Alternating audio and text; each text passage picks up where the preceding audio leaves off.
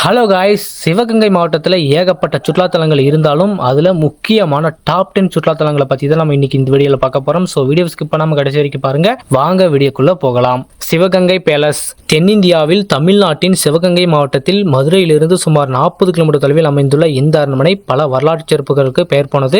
இந்த அரண்மனையின் அரசிகளான வெள்ளச்சி நாச்சியார், வேலு நாச்சியார், காத்தம்மன் நாச்சியார் ஆகிய 3 அரசிகள் இந்த அரண்மனையை தன் கைக்குள்ள வச்சிருந்திருக்காங்க.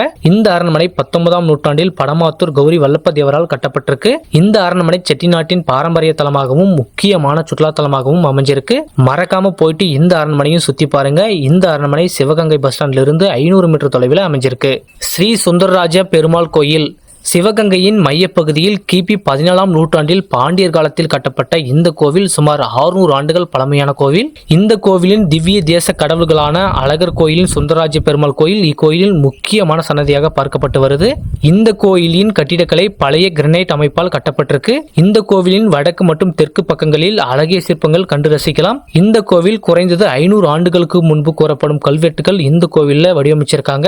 இந்த கோவிலின் கடவுளான சுந்தரராஜ பெருமாளை வேட்டைக்காரனாக தரிசித்து ஒரு மன்னனால் இந்த கோயில் கட்டப்பட்டதால் இந்த கோவில் உள்ள இறைவன் வேட்டையாடும் பெருமாள் என்றும் சொல்லப்படுது. மறக்காம இந்த கோவிலுக்கும் போயிட்டு வழிபடுங்க. இந்த கோவில் சிவகங்கை பஸ் ஸ்டாண்ட்ல இருந்து 1 கிலோமீட்டர் தொலைவில் அமைஞ்சிருக்கு. வேலு நாச்சியார் மெமோரியல் வேலு நாச்சியார் நினைவாக கட்டப்பட்டுள்ள இந்த மணிமண்டபம் சிவகங்கை பஸ் ஸ்டாண்ட்ல இருந்து 2 கிலோமீட்டர் தொலைவில் அமைஞ்சிருக்கு. சிவகங்கை மாவட்டத்தில் சுற்றி பார்க்க வேண்டிய முக்கியமான இடத்துல இதுவும் ஒன்று. மறக்காம இந்த இடத்துக்கும் போயிட்டு சுத்தி பாருங்க. பிள்ளையார்பட்டி கற்பக விநாயகர் கோவில் கற்பக விநாயகர் கோவில் தமிழ்நாட்டின் மிக பழமையான குகை கோவில்களில் இதுவும் ஒன்று. இந்த கோவில் சிவகங்கை மாவட்டத்தில் பிள்ளையார்பட்டி என்ற ஊர்ல அமைஞ்சிருக்கு. இந்த கோவிலின் மூலவர் கற்பக விநாயகர் 6 அடி உயரத்துல வலம்புரி நிலையில் அமைஞ்சிருக்காரு. இந்த கோவில்ல 15க்கும் மேற்பட்ட கல்வெட்டுகள் அமைஞ்சிருக்கு.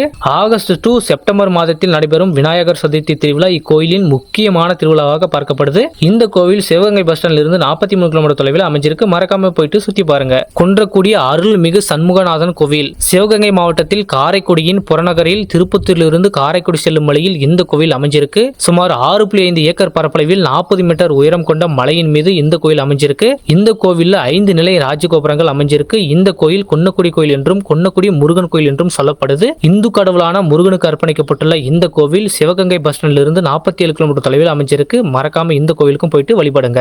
1000 ஜன்னல் வீடு காரைக்குடி சிவகங்கை மாவட்டம் காரைக்குடியில் உள்ள செட்டிநாடு பகுதியில் அமைந்துள்ள பாரம்பரிய செட்டிநாடு வீடுகளில் இதுவும் ஒன்று. சிமெண்ட் கலவையை பயன்படுத்தாமல் காரைக்குடி பகுதிக்கே உரித்தான சுண்ணாம்பு கற்களை பயன்படுத்தி கட்டப்பட்டுள்ள இந்த வீடானது 20,000 சதுர அடியில் 25 பெரிய அறைகளும் 5 கூடங்களும் அமைஞ்சிருக்கு.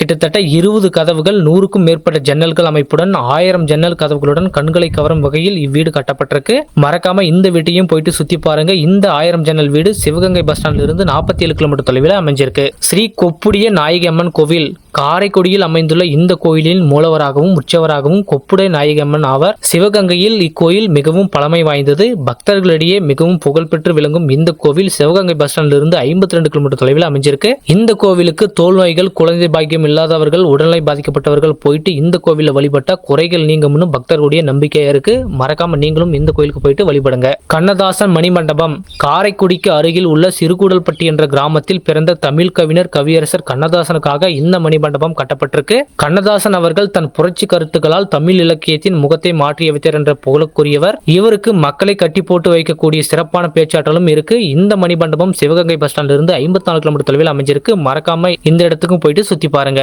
அழகப்ப செட்டியார் அருங்காட்சியகம் இந்த அருங்காட்சியகம் 2017ஆம் ஆண்டு கட்டப்பட்டிருக்கு. வள்ளல் டாக்டர் அழகப்பர் அருங்காட்சியகத்தில் டாக்டர் ARM அழகப்ப செட்டியாரின் பல்வேறு வரலாற்று புகைப்படங்கள் மற்றும் நினைவு குறிப்புகள், அவரது வாழ்க்கை மற்றும் சாதனைகள், அவர் பயன்படுத்திய பல்வேறு வகையான பழமையான பொருட்கள், உடைமைகள் ஆகியவற்றை இந்த மியூசியத்துல நம்ம பார்க்கலாம். காரைக்குடி பகுதி முழுவதையும் உலக புகழ்பெற்ற கல்வி மையமாக மாற்றிய தொலைநோக்கு பார்வையாளர் அழகப்ப செட்டியார். இவருடைய மியூசியம் எங்க இருக்கு அப்படின்னு பாத்தீங்கன்னா சிவகங்கை பஸ் ஸ்டாண்ட்ல இருந்து 55 கிலோமீட்டர் தொலைவில் அமைஞ்சிருக்கு.